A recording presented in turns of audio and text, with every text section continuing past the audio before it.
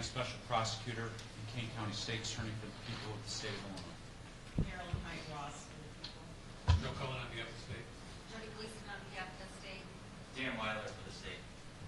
Hey, good morning, Dan Herbert, and we have Jason Van Dyke. Tammy Wines for Mr. Van Dyke. Darrell Brown for Mr. Van Dyke. Jennifer Black for Mr. Van Dyke. All right, let me explain what's going to happen this morning. First off, we have extended media coverage in this case. What we're going to do is there are different witnesses that are wanting to testify or be called to testify in this case.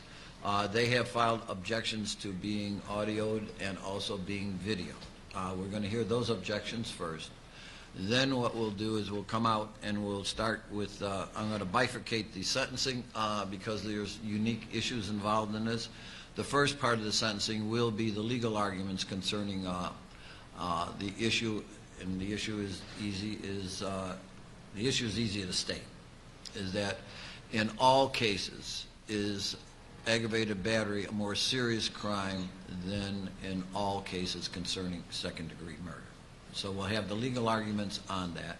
Then we'll have a short recess, and then we'll go into the sentencing part, the second part of the sentencing phase, which will be the aggravation phase by the state and the mitigation stage by the defense.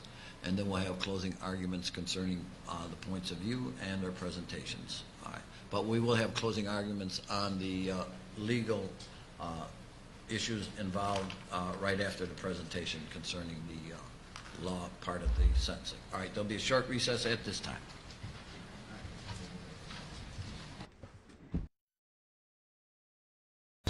Thank you.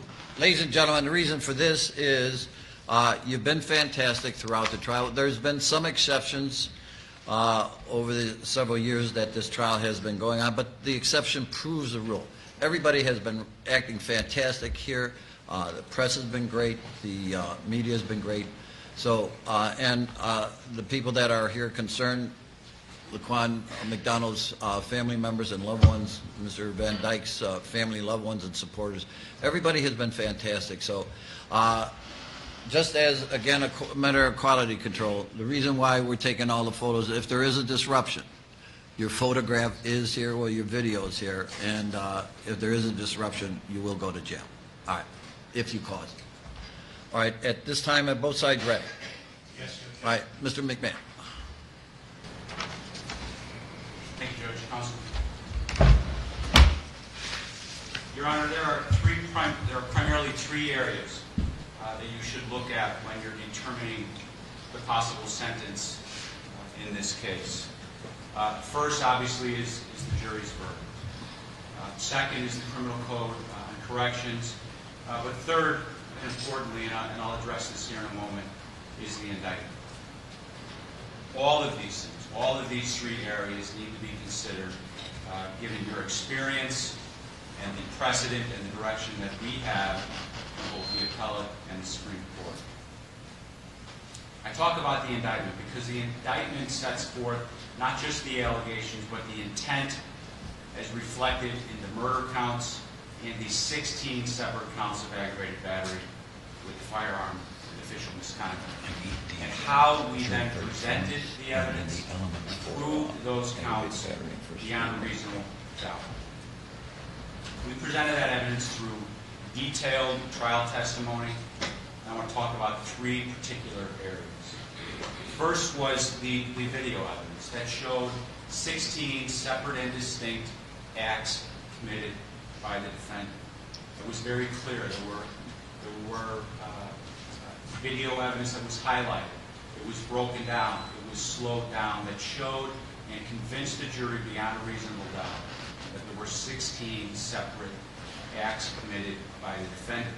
But then when you couple that with Dr. Arun Kumar's testimony and how detailed and thorough that was, how there were 16 separate gunshot wounds, each one causing harm to the body of Laquan McDonald. And then importantly, through the cross-examination of the defendant, there were 16 separate and distinct acts where the defendant testified and revealed on cross-examination that he fired his gun 16 times as he assessed and shot, assessed and shot. And he continued to assess and shoot that gun throughout the entire process. And he continued to shoot, striking the body. He changed his focus to the knife, according to his testimony, and he continued to do that until his gun was empty. The second factor that I pointed out, Judge, is, of course, the verdict. The verdict is second-degree murder, plus 16 separate verdict forms signed by every member of the jury and the foreman, foreperson, as it related to the counts, the individual counts of aggravated battery with a firearm. And then third, of course, and you know this, and I'm not going to spend a lot of time on this, the Code of Corrections, the statutory factors in aggravation. But you also look at the Code on sentencing and correction to determine the possibility of potential sentences. What is the more serious offense? Is it the Class X aggravated battery with a firearm, or is it the second-degree murder? And at first blush, to somebody who does not necessarily work in the system, when you hear the term second-degree murder, it sounds like a more serious offense. But under the laws of this state, under the sentencing code, under the decisions of both the appellate and the Supreme Court in our state, aggravated battery with a firearm is a more serious offense, and the Illinois Supreme Court has given us direction on how sentences should and must be imposed when there is a verdict on both aggravated battery with a firearm and second-degree murder. We lay out this argument in the brief that we filed earlier this week. There's just a couple of cases that I want to highlight in that brief, Judge. The first is the Bishop case. That's on page 3. It starts at paragraph 8 of our brief. And in People v. Bishop, the Illinois Supreme Court reiterated that multiple convictions are proper where the state consistently treats the defendant's acts as separate in the indictment and at the trial. And so when this case was presented to the grand jury and the grand jury returned an indictment, the indictment that we proceeded to trial on, there were 16 separate counts. And we, in detail, sometimes painstakingly, and it was uncomfortable to hear some of the detail about the damage and the injury that the gunshot wounds caused to Laquan McDonald, but that theory was put before the grand jury. That theory never changed, and it continued through opening statement, through the presentation of our case, through our closing argument. And that was responded to from the jury that those allegations were proven beyond a reasonable doubt.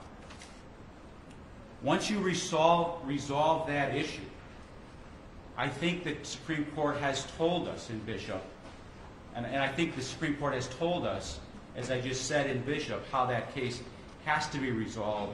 You then have to resolve the issue of whether or not you sentence the defendant on the less serious charge of second-degree murder.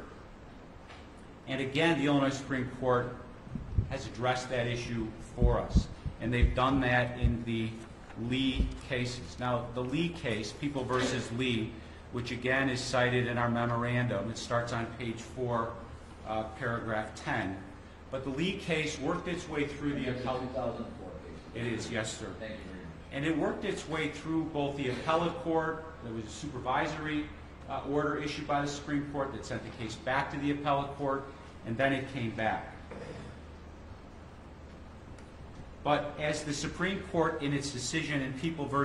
Lee said, this court must sentence the defendant, Jason Van Dyke, on the more serious charge, which they reiterated in that decision. They set out in the Bishop decision that the more serious charge in this case is the Class X aggravated battery with a firearm. Now, let me talk about sentencing on the legal issues, just on sentencing on aggravated battery with a firearm, Judge. And as you know well enough, for each count of aggravated battery with a firearm, where you find that the battery caused severe bodily injury, the sentence for each count shall run consecutively. Now let me be clear on this point. The sentences for aggravated battery with a firearm, if you find severe bodily injury for each count, those sentences must run consecutively. If you impose, and I'm going to ask you to impose a sentence on second-degree murder as well, and I'll finish up with that. But any sentence that you impose on second-degree murder may run concurrently with any sentence that you impose on aggravated battery with firearm. So let me get back to the aggravated battery with firearm. The testimony of Dr. Arun Kumar was crystal clear and more than persuasive. Really eliminated beyond all doubt about the injuries that those gunshots caused. But the Supreme Court has told us, they have told you and every court in this state, that the trial judge is in the best position to make that determination. And not every gunshot that strikes a human being equates to severe bodily injury. We set out kind of a survey of some of the cases that we were able to find that found severe bodily injury and gunshot wounds that struck a human being that did not cause severe bodily injury. My point, Judge, is that you're in the best position to make that, given not only your position here in this case, but your experience hearing cases, and your decision, according to the Illinois Supreme Court, is entitled to and will be given and should be given great deference, to quote the Illinois Supreme Court. I'm not going to belabor the testimony of Dr. Arun Kumar or what the injuries were. Again, I think that testimony was crystal clear during the trial, but there is ample evidence for you to make a finding of severe bodily injury on one count, on 2 counts, whether that's 3 counts or all 16, anywhere in that range. But let me talk about one of the defendant's own witnesses, Dr. Teese.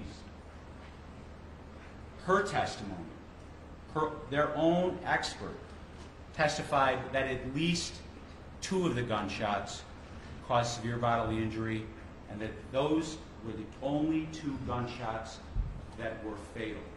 So if you accept that testimony for purposes of sentencing, and if you resolve that one issue in favor of the defendant, then the minimum sentence is 12 years plus the non-triggering offense, or a minimum of 18 years in the Illinois Department of Corrections. If you find that all 16 counts cause severe bodily injury, as we've discussed, as we have set forth in our legal memorandum, then the minimum on this case is as high as 96 years. And now we have another issue to resolve that you have to consider.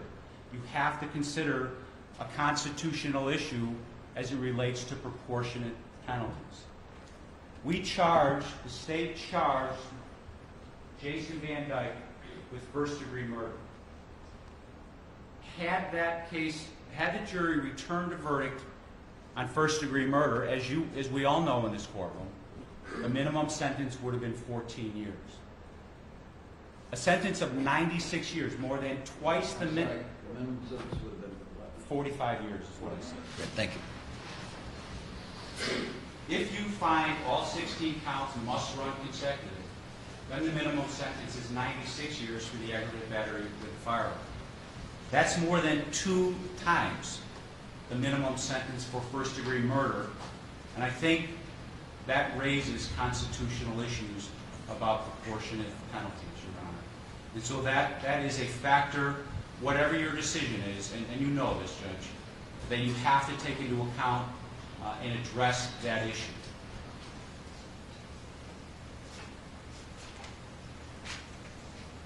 I'm going to be asking you, after we hear aggravation and mitigation, for you to impose a sentence on both the aggravated battery with firearm and the second-degree murder. And here's why. Again, the Illinois Supreme Court, in the Lee decision, but also the Crespo, C-R-E-S-P-O, that was a believe it was a 2003 decision, Judge. I think I'm misquoting that, but we've cited that citation. Is that the stabbing case? That is the stabbing case, yes, sir. Multiple stab wounds to a child in both armed violence and a aggravated battery and attempt murder in that case. Unlike the Crespo case and unlike the Lee case, we did separate out the individual counts. We did present evidence on all 16 counts. But when you look at all of the evidence, there is sufficient evidence for you to impose a sentence on both second-degree murder and the aggravated battery with the firearm. We've raised the issues about judicial economy, about imposing, you've heard all of the evidence about imposing a sentence on both aggravated battery with firearm and a second-degree murder. The Illinois Supreme Court has said very clearly that aggravated battery is a more serious offense. You must, according to the Supreme Court, impose a sentence on those counts. But there is sufficient evidence and there is ample legal reason for you to impose a concurrent sentence on the second-degree murder. And after we hear aggravation and mitigation, we'll ask you to impose a sentence on both. Thank you very much, Mr. McMahon.